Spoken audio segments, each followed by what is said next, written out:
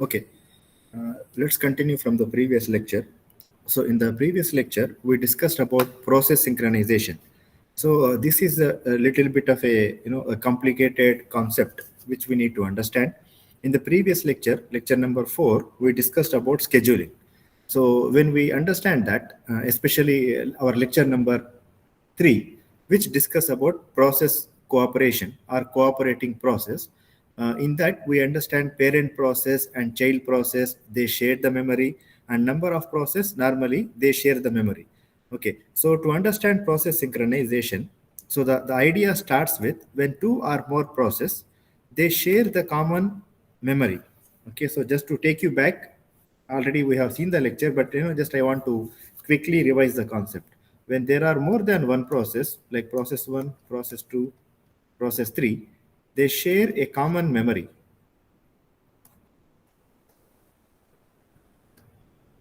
They share a common memory. So we get the problem of process synchronization. What do you mean by process synchronization problems? The first thing we get is the concept of race condition. I told you what is race condition in the previous lecture. Race condition means if we are not getting the output which is expected and the data is not in synchronization or the data is not consistent, we call it as a race condition. So we understand definitionally, say formally. Okay, so the concurrent access to shared data may result in data inconsistency, and this condition is called as a race condition. So what is a race condition? When a number of processes share the data, there might be a possibility of inconsistency in the data. What is inconsistency? What process 1 is expecting might not be same. So process 1 has, suppose the memory variable here is 20. Okay, so process 1 is thinking that the memory variable here is 20, but meantime, process 2 might have make it as 22, or meantime, process 3 might have make it as 18. So we want the data to be consistent. So what do you mean by consistent? If process 1 access the data, process 2 access the data, or process 3 access the data or change the data, they all should see the same value for the data. So we have to make sure that. Even otherwise, if process 1 has got 22, for example, and process 3 is making it as 18, so this information should be conveyed to process 1, or process 1 should check what is the new value. So that is, when we get the race condition, this is actually inconsistency in the data. That race condition, what is race condition? Is inconsistency in the data. Now, how do we have to handle this race condition? We need to put some conditions for that. We have seen the example, what is load, what is update, what is store. Last class I explained to you all these things.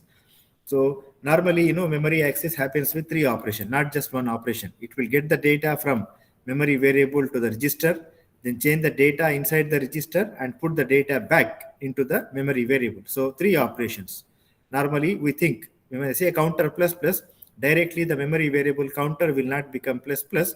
It will happen in 3 stages: 1, 2, 3, loading, updating, and storing it back.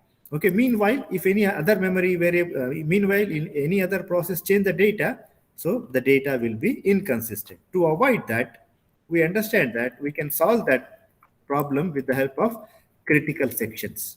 So what is critical section? I told you the important piece of code or important piece of data which is shared between number of process, we call it as a critical section. So if I take you back to the beginning, here suppose this is a memory variable, and this memory variable, example, any operation taking a memory variable a, one process is making it as a plus plus, maybe another process making it as minus minus, or another process okay, let's say a is equal to a plus 3. Any process, any change is happening to the shared memory variable a is called as a critical section.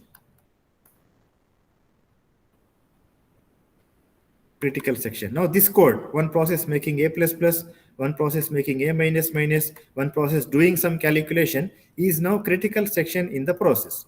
Now process 1 is executing critical section, that is when process 1 is making A++, it is critical section now. This is critical section now. So now, once we understand critical section, we put one requirement for the critical section. What is that? Mutual exclusion. What is mutual exclusion? Only one process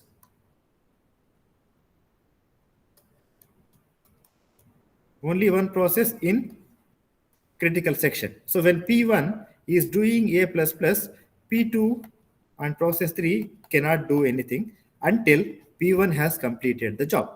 So this is called as a mutual exclusion. We discussed already in the previous class.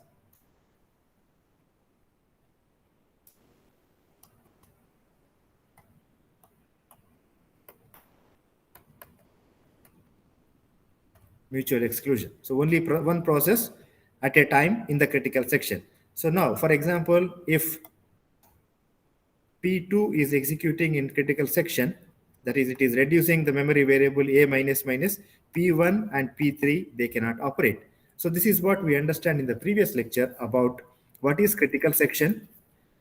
First, what is race condition? What is critical section? What is synchronization hardware? We have seen in the previous class. That is by using, before that we discussed about Java support for the race condition. So how do Java prevents race condition? Just by adding a synchronized keyword.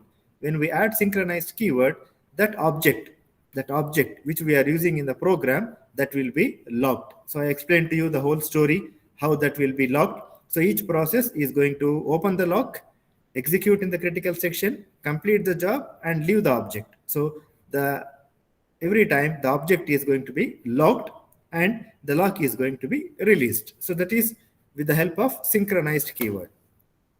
And programming languages, they support the similar kind of thing with the help of monitors. So monitor is the concept of programming languages, high-level programming languages. So same, here also the same concept, only one process or thread can be active within a monitor at any time. So all the concepts what we are discussing is going to the same point, that is critical section. And when one process is doing critical section, only one process at a time can enter into the critical section. Okay, so no two methods can be executed simultaneously by two different process or threads. It's only one process at a time because of the monitor or the critical section. Hardware solutions we have seen, when one process is executing critical section, we want to disable interrupts. I told you interrupt means anything happens inside the computer is with the interrupt only. Now you want to tell me something in the class, you say Mr. So when you say Mr., I am interrupted, means you want to tell me something. Someone want to speak to me, I get a mobile phone call. So that is an interrupt. Someone call me, someone message me, so I get a sound. If someone want to talk to me outside the classroom, so I am now sitting in the classroom, so they will knock on the door. So I am taking a class, someone is interrupting. So in the same way, when one process, example process 1 is working, if process 2 wants to work, it has to send the interrupt. But what we are telling now, because we want to allow only one process to work in the critical section, what we want to disable the interrupts. We want to disable the interrupt, which means when we disable the interrupt, no other process can work, only what is going on in the system that will complete. Once the critical section is completed, done, then only we are again enabling the interrupts, which means other process can say, okay, now I will send the interrupt. I want to, sometimes I don't want to get any message. Example, now I'm in the class. I don't want anyone to disturb me. So what I will do, I put my mobile phone on the silent mode. No one can call me. Or maybe I can put it in a flight mode, or I can switch off my mobile phone and I will close my lock of the lab. So I'm now sitting in the lab. So I will lock the door so no one can talk to me. So now I cannot have any interrupt. So I disable the interrupt. No one can talk to me. After I complete the class, I will put my mobile onto normal mode. I will open the door so that anyone can talk to me. Same thing happens when process 1 is executing the critical section. We disable all the interrupt so that no other process can say, okay, I want to do something. So we stop them by disabling the interrupts. But we understand it is possible only in single CPU. It is possible only in single CPU. If you have multiple CPUs, you can stop one CPU. That's okay, you can close it. But if you close all the CPU 2, CPU 3, CPU 4, CPU 5, so the computer is of no use. So which means this is not okay, or this is not a good solution for synchronization by disabling the interrupts. So what is the next solution? We have seen some special atomic operations called test and set. I told you the example last class, the test and set. What is test and set? Same idea. The test and set has got an algorithm. The test and set has got an algorithm. So before the process write the data or before the process change the data, always it will check inside the memory. We have seen that. So thread 1 want to increment the data. Thread 2 also want to increment the data. When thread 1 want to do the increment, it will take the value from here, the old value. It will try to change it. But before changing, it will use test and set method or test and set function. So when we say test and set, it is going to test. If the value is same, it will set. If the value is changed, again T1 has to do increment. If you remember, I explained to you this already. So suppose here the value is 0, T1 is going to make it as increment, suppose plus plus, T1 is going to make it as 1. So it want to put the data here 1. But meanwhile, thread 2 change the value of 0. Now here it is not 0. Now for example, the value here is 4. Okay, so the the T1, it's going to use the test and set method to see what is the value here. If the value is 0, it will say, okay, the value is going to be 1 because it is modified to 1. But it will see the value is not 0. So the value is now 4. Now what the thread 1 will do? Thread 1 will take 4 and it will try to make again plus plus operation. So it is going to be from 4, it is going to make it as 5. Then before it does, again it will use test and set. So if the value is 4, fine. It is going to make the value as 5. If the value is changed, it will take a new value. So what it is guarantee? It is guaranteeing that it is going to get the consistent data. The data between thread 1, thread 2 should be consistent.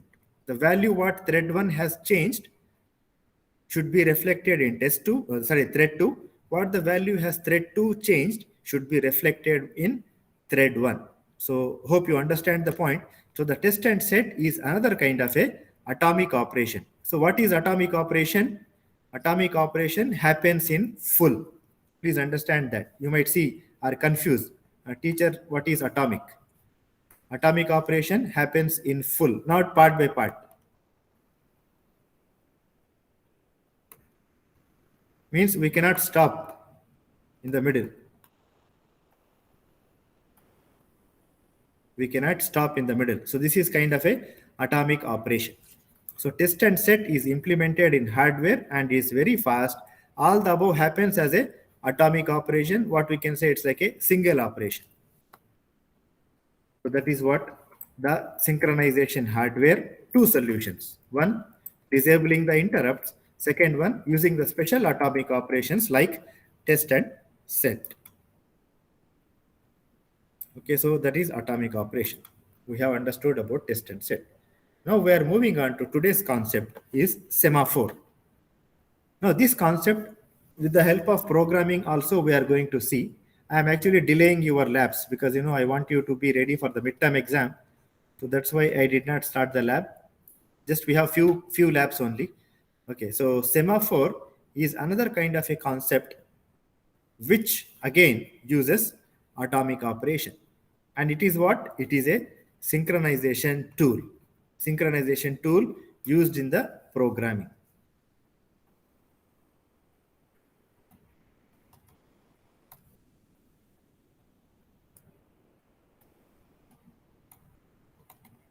It's used in the programming. So semaphore has got two operations. Please, I want you to remember one point here, very important. If someone asks you what is semaphore, semaphore is a programming construct. What you have to say, it is a programming construct. Why do we use it? It is used for synchronization tool, which will make use of atomic operation. Okay, this is just as an example given. Semaphore, yes, is an integer variable. So don't understand that semaphore is an integer variable. Please forget about this definition. It is not a definition. It is an example. Okay, if some students, when I ask what is semaphore, they say semaphore is an integer variable. So this is wrong. Wrong in the sense definition wise. This is just an example. This is just an example. This is just an example. Okay. Now, before I get into Java, before I get into general example, I want to give you Java example. Okay. So here, normally, in the computer, we have resources. Remember, this is important for our next lecture also. I will repeat the same point in the next lecture. That is deadlock. I will start now. After completing this portion, I will start it. Okay, so the computer has got resources. Resources like memory, input and output devices, like that. Whenever a process wants to start, so what it wants the resources. What kind of resources the process need? The process needs the memory, the process needs the devices. Okay, so whenever the process asking for the resources, it is actually, it is requesting for the resources. And once the resource is given, the process acquire the resource. And after the process has completed, the process is going to release the resource. Please remember these two words. What is acquire? Acquire is to take the resource or to get the resource, and release, we understand. Release is the leave the resource. Two operations. Okay, I am teacher. I want to take a class. What I want? I want resource. What resource I want? I want first classroom. Because I need to take a class, I want a classroom. That is my resource number 1. Resource number 2, I want a laptop. Resource number 3, I want a projector. Resource number 4, I want a whiteboard. Resource number 5, I want a marker. Resource number 5, I want a duster. Like, when a teacher want to take a class, we need some resources. In the same way, when the process want to do the job, it needs some resources. But we know in the computer, what are the resources we have? Memory, input and output devices are the resources. Okay, now why I'm giving you this story about the resource here is, now what we want is, when the process want to execute, and we want to have the solution for the synchronization now. We want to have the synchronization now. I am now talking about a memory as a resource. Okay, so let's take now, forget about input and output devices. We'll talk about that later in the next lecture. Okay, so now the process want a resource. Example, memory. Okay, like we have seen in the beginning. So process 1, process 2, they want memory. They want to work, they want a memory. But now this memory is a shared memory. This memory is a shared memory between process 1 and process 2. So this is the memory. Now I am calling memory as a resource. Okay, now what we want, if you remember the points what we have discussed already, mutual exclusion.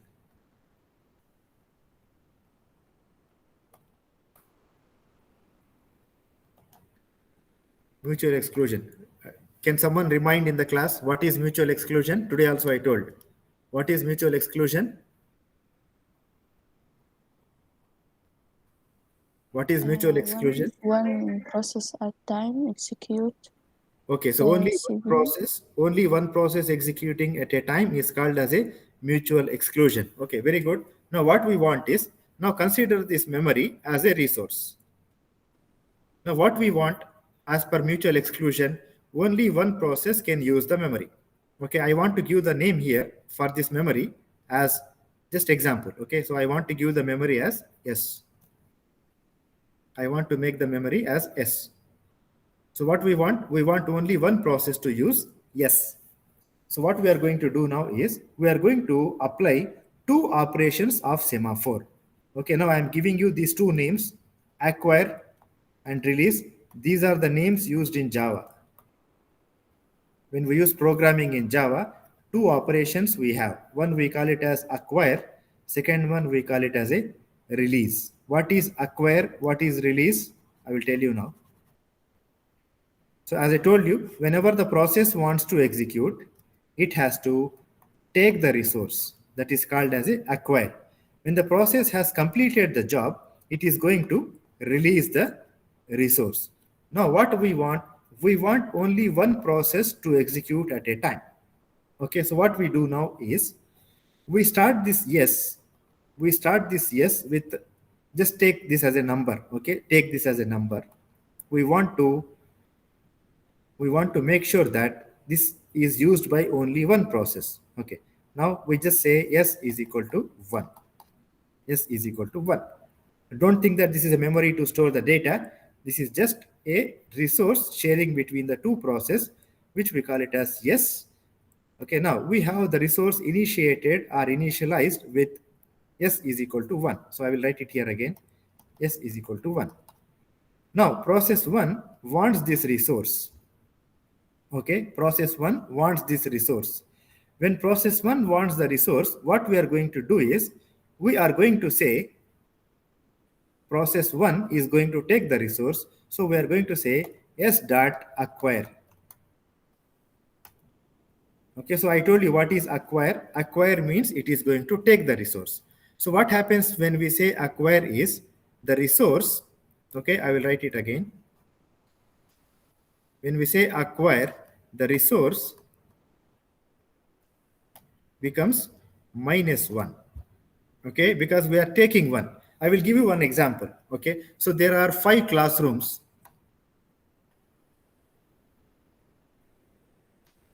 We have 5 classrooms in the college. Okay, teacher number 1 is going to take one classroom. How many classes will be there remaining?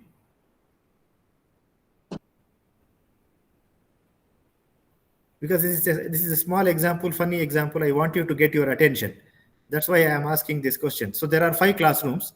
Teacher number 1 has taken one class. How many classes are there?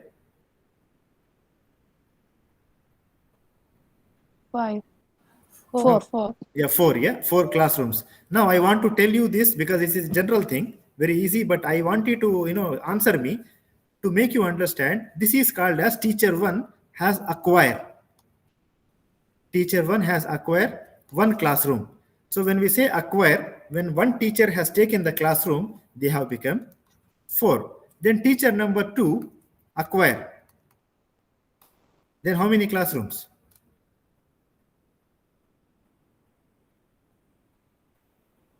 How many classrooms? Teacher 1 has taken, the classrooms became 4.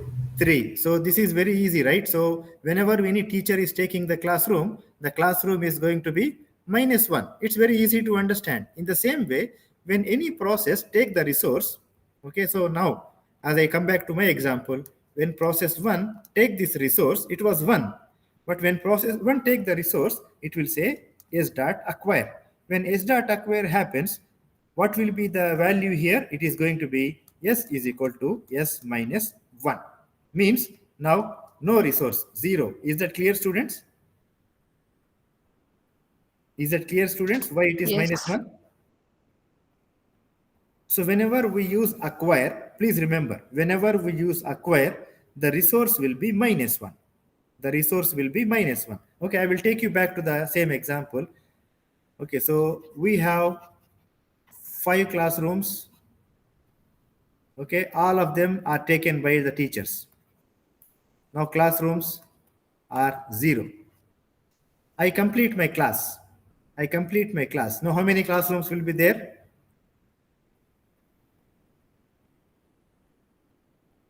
So remember my example, 5 classrooms, 5 teachers.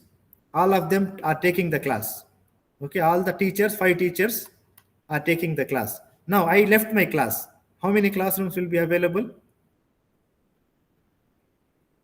No classroom. No classroom. All classrooms became 0 because 5 teachers are teaching. Now I left my class. How many classrooms will be available?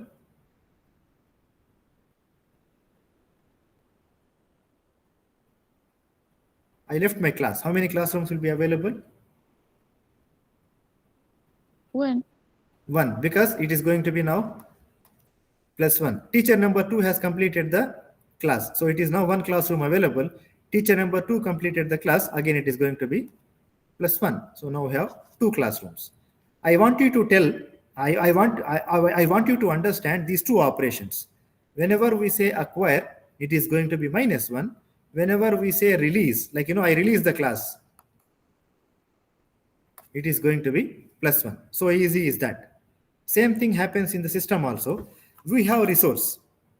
When any process take the resource, acquire the resource will be minus 1. When process release the resource, it is going to be plus 1. So now, for example, S was 1. S was 1. When I say S dot acquire, one process has taken the resource. So S is equal to S minus 1. It became 0. Now, after completing the job, when I say S dot release,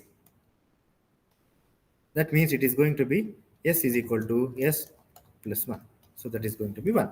So 2 operations. Try to understand 2 operations. One is acquire. Second one is going to be release. What is acquire? Take the resource. What is release? Release the resource. Okay. Same thing. We are talking about the same concept with the help of these 2 atomic operations. 2 atomic operations. What they are? One, we call it as wait.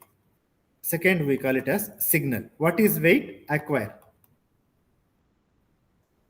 Second one, signal, release. Release. Please remember these 2 words, because acquire and release, I told you, this is the language we use in Java. Wait and signal is just algorithmic language, general language to make you understand the concept. Okay. So as long as it does not reach 0, so while S less than or equal to 0, or it should be until it should be 0. So ignore this. For now, ignore this. What we want, when we say wait, it is going to be S is equal to S minus 1. Okay, why? Because it is going to be acquiring the resource. Release. When we say release, it should happen S is equal to S plus 1. Is that clear, students? What is wait and what is release? Is that clear? What is wait? Yes. What is signal? 2 operations. Okay, so these 2 operations belong to semaphore. These 2 operations belong to semaphore. Now I will read again. So what is semaphore? Semaphores are commonly used synchronization tool making use of atomic operations. So what are those 2 atomic operations? One, we call it as a wait. Second one, we call it as a signal. In Java, we call it as acquire, and we call it as a release. When we say wait, the semaphore, again, as I said, this is an example. The semaphore, yes, that's why I gave this example. It's like a memory variable. The semaphore, when we use wait, semaphore wait S, it is going to be plus 1. Sorry, I'm sorry for that. It is going to be minus 1. So when you say signal, it is going to be plus 1. So 2 operations. Acquire is going to make the resource minus 1.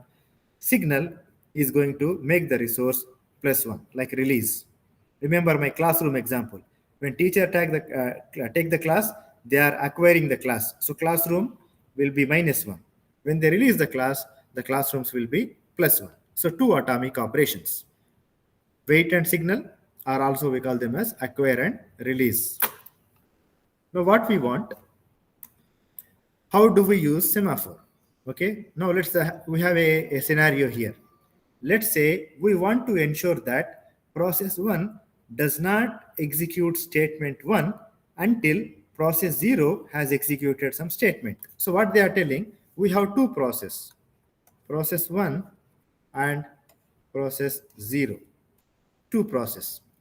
What they want only process 1 to work after process 0.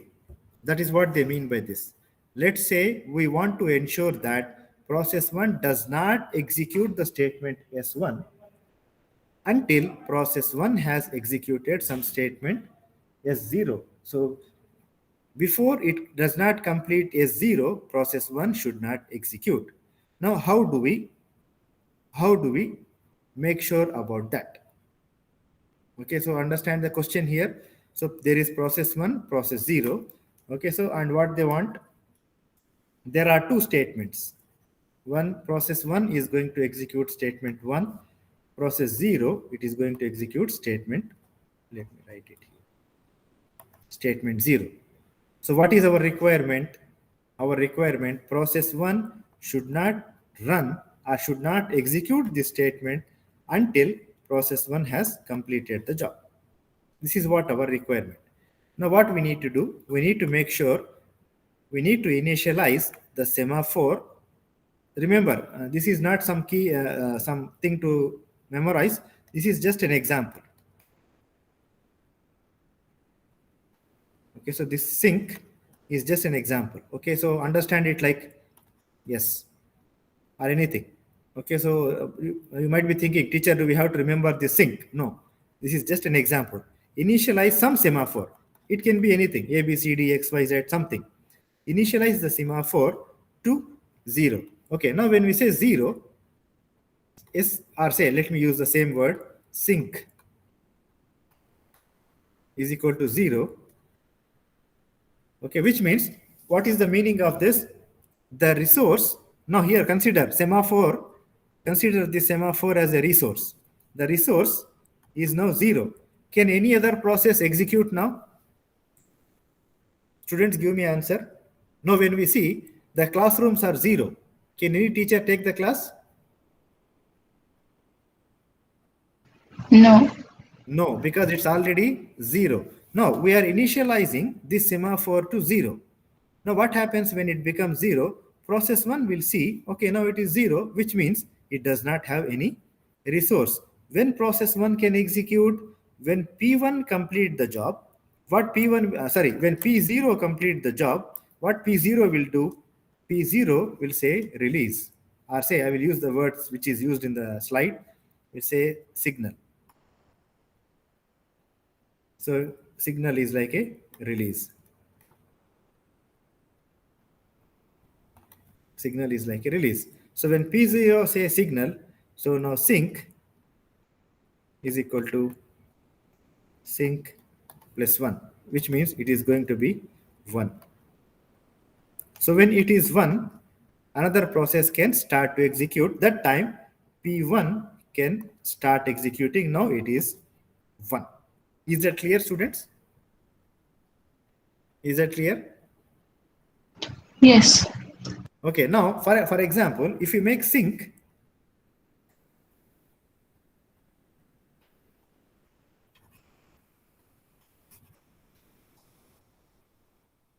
if you make sync is equal to 1, what will happen?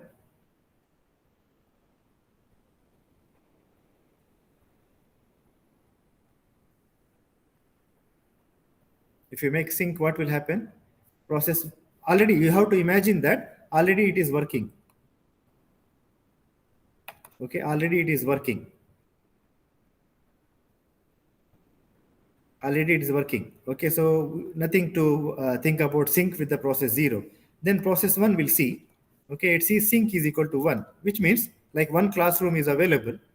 Process 1 want to start working, which means we are not applying the mutual exclusion here because we are not making it as 0. But actually this is not the example we need to understand. I will give you a different example.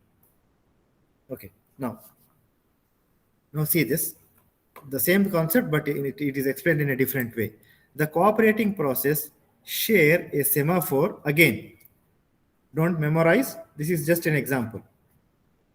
Okay, so mutex is a name of a semaphore.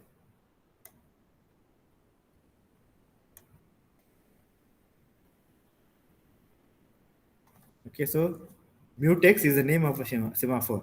Okay, I will use the name here, for example.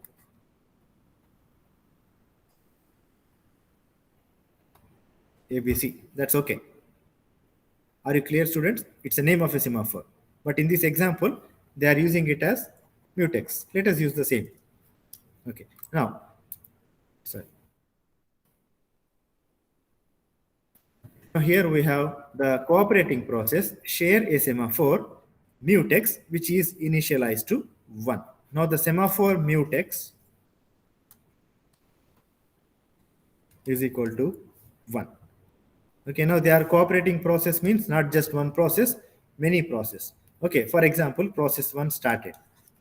Process 1 started. Now what process 1 will do? Process 1 is going to operate wait mutex. So when it says wait mutex, what will happen to mutex?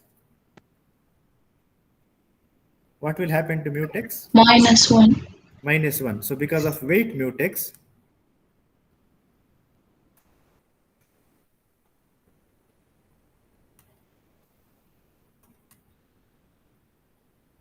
mutex -1. So that is going to be 0. Now the process will enter into critical section and it is operating. It is working. For example, now process 2 want to execute. So it will check because the mutex is now shared between the cooperating process. So process 1 and process 2,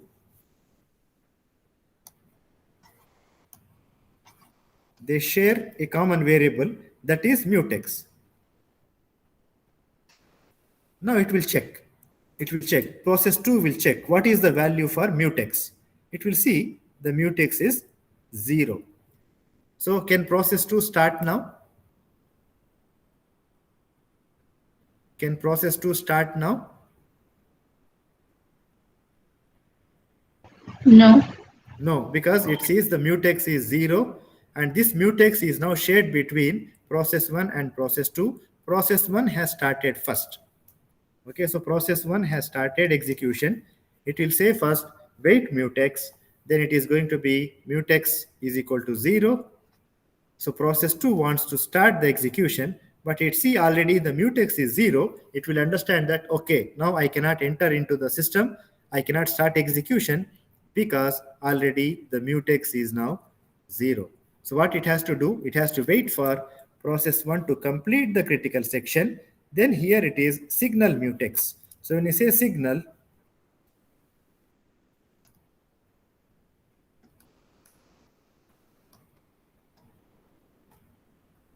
that it is going to be mutex plus 1. So now that mutex becomes 1. So when it is 1, process 2 will check the mutex again. It see, okay, now it has got mutex 1, so which means I can start executing. So process 2 will start executing. Okay, so now process 1 want to execute again. After some time, maybe I told you these are threads. They can work many times. Okay, so process 2 want to execute. It will check. Okay, now again, same thing happen. Mutex is equal to 1. Then process 1 will say wait mutex. The mutex will become 0. It will, process 1 will check. Okay, now mutex is 0. After process 2 complete the job, then again the mutex will become 1. Then process 1 can execute the job. So if you understand this scenario, we are seeing one concept here. We are seeing one solution, that is mutual exclusion already.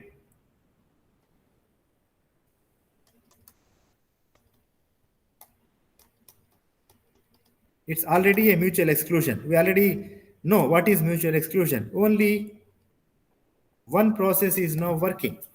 Okay, now what we want, if we want to run the process into mutual exclusion, what should be the value for the semaphore, students?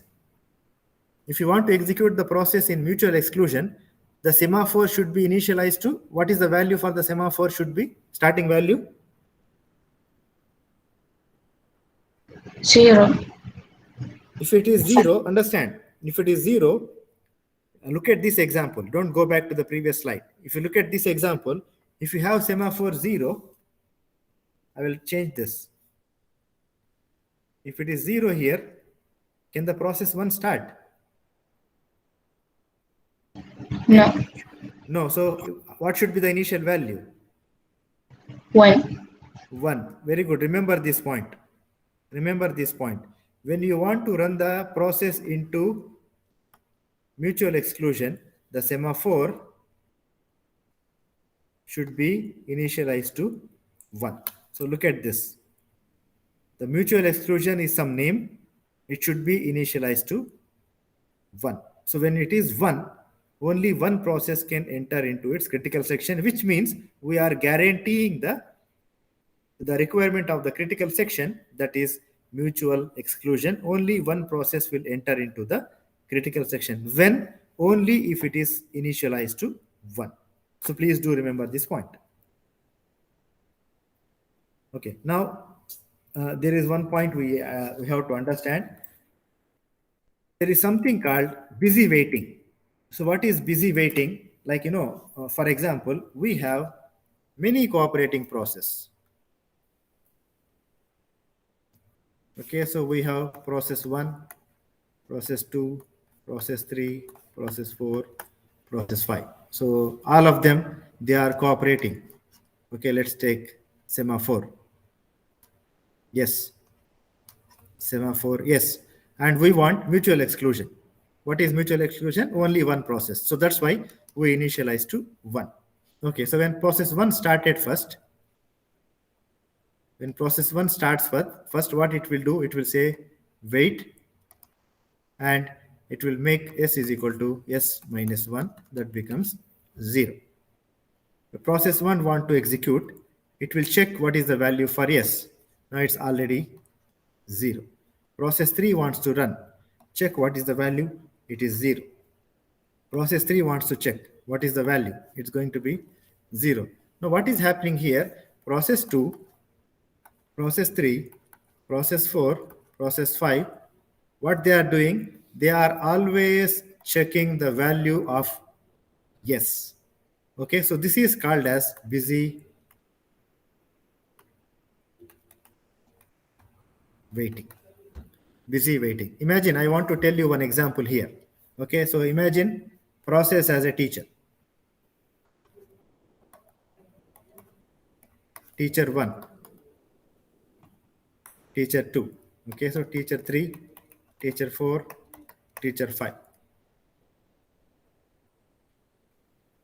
Okay, so let's make it like S is like one classroom. It's only one classroom. Okay, now teacher 1 started the class, classroom became 0. Okay, now teacher 2 want to take the class. Okay, imagine I am sitting in my office, I am teacher 2.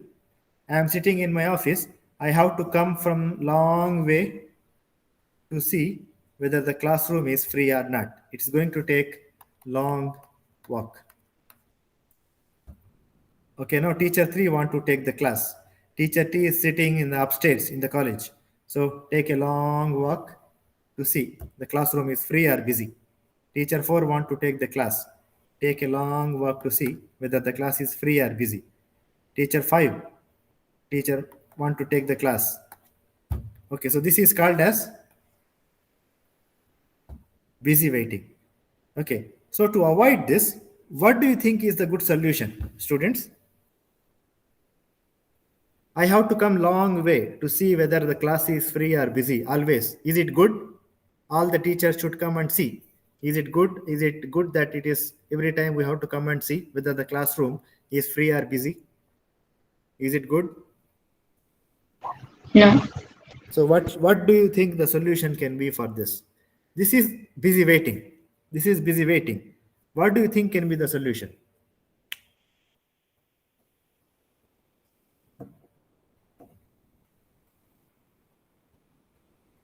What do you think can be a solution?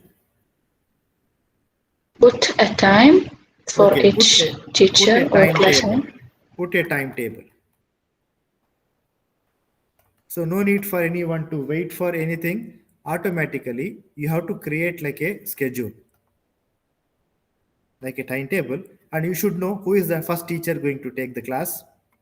Teacher 1, then teacher 3, then teacher 2, then teacher 4. Like we have a kind of a timetabling. This is one kind of a solution.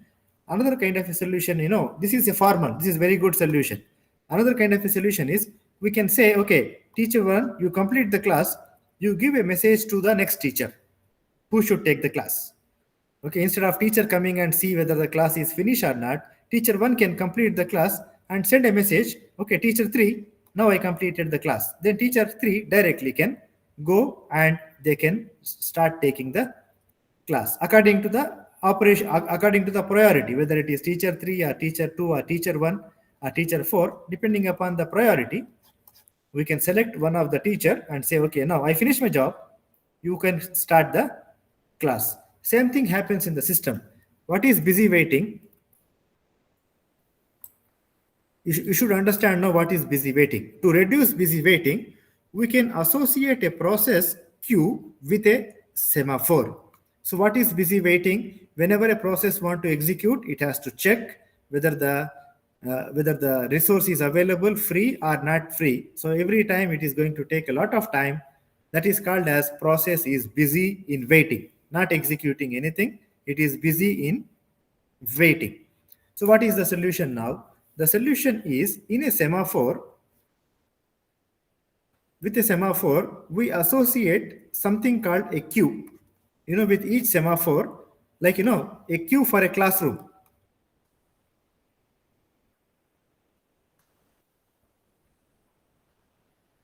Classroom queue. Okay, now classroom is taken by teacher 1.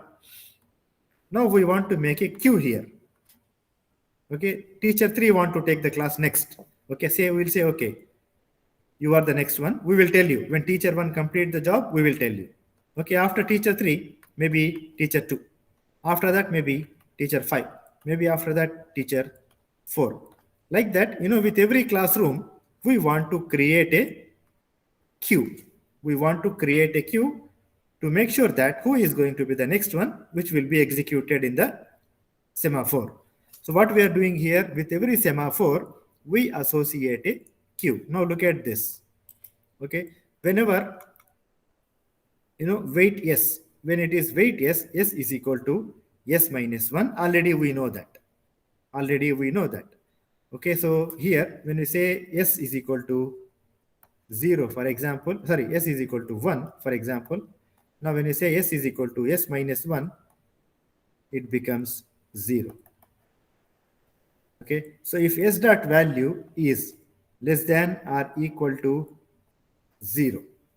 Okay, I just want to make a modification to understand easy. Okay, if s dot value is less than or equal to 0. Now this is, for example, s became 0 because of process 1. Now process 2 want to execute.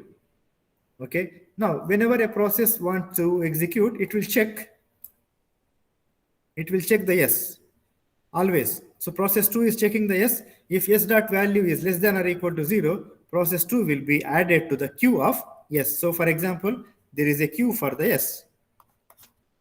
So here it is going to be now process 2.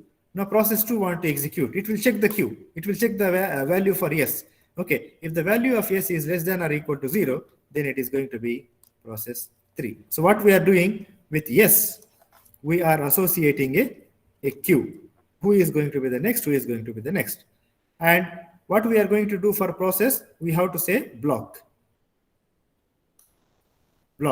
Okay, they use the language here for the threads. Remember in our lecture 3, we talked about the threads, and the thread is blocking means what? Can someone tell me if you remember? Thread is blocking means what? Thread is blocking means what?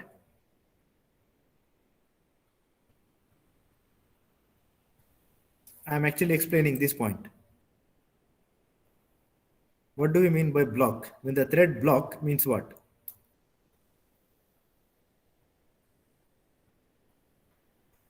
Remember, you have to revise this. Remember, this is when the thread is blocking means it is actually waiting. So what we need to do, we need to say, okay, you cannot execute now. Please wait inside the queue. Okay, so let me use the language of threads, right? Okay, that's why I use here. Instead of process, I will call them as threads. Okay, thread 1 is executing. Now thread 2 will wait. Then thread 3 will wait. Thread 4 will wait. Sorry, thread 5 will wait. So what do you mean by wait here? Wait is like block. If you look at the algorithm, what happens here? They will check the value. If value is becoming 0 or less than or equal to 0, so it says, okay, add the process or the thread to the queue So that thread cannot work now. That's why we need to block that particular thread. Block. Okay, so that is for S. Now there is a queue. Now after some time, what happens? Process 1 is going to give signal. Okay, so when you say signal, it is going to be value plus 1. Okay, so signal S dot value is equal to S dot value plus 1, which means now there is one process available. One process available. Now, if one process available, what we want to do is I want to make a change here.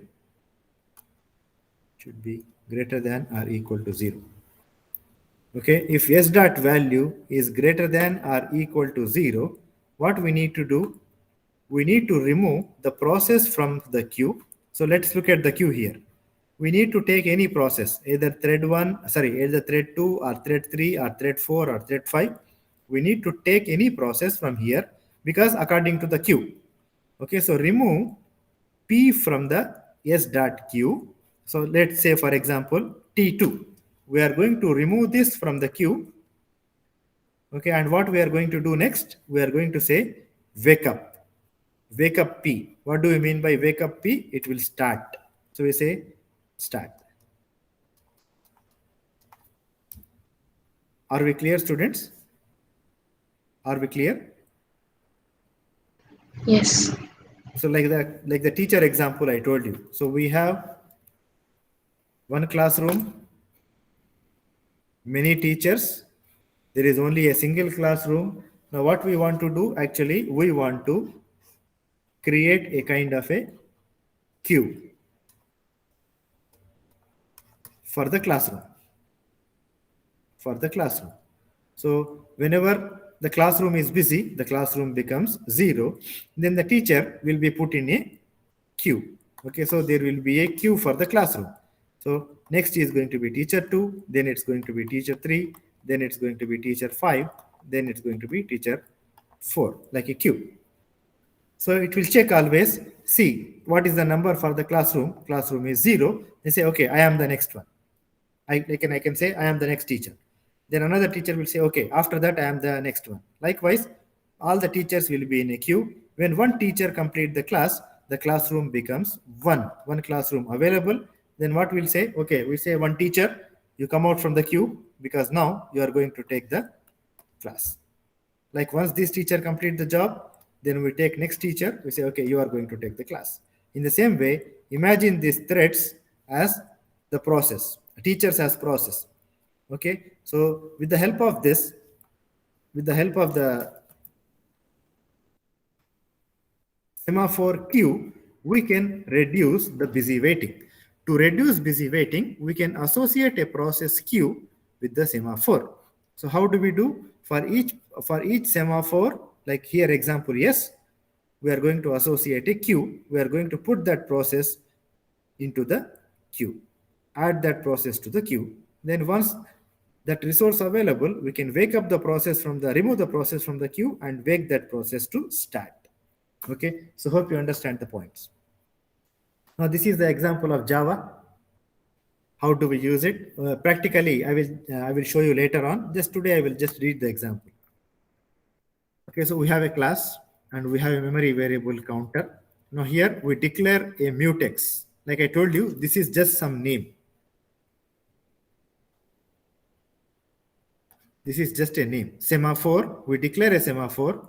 We can say semaphore yes is equal to new semaphore. And see now, here we are making it as 1. Why? Because we want only one process to execute.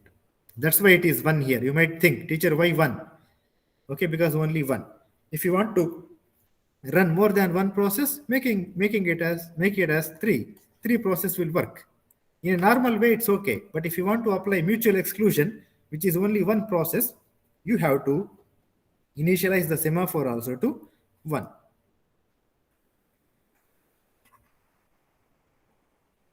Okay, so we have mutex here in the example. Now public class get increment.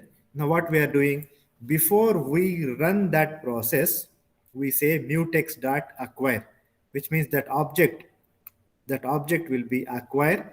So here semaphore mutex will become -1. It will become mutex will become 0. Then after the increment of the memory variable, this is the critical section for us. Already we have seen the example in the previous slides in the beginning of the lecture. So this is critical section.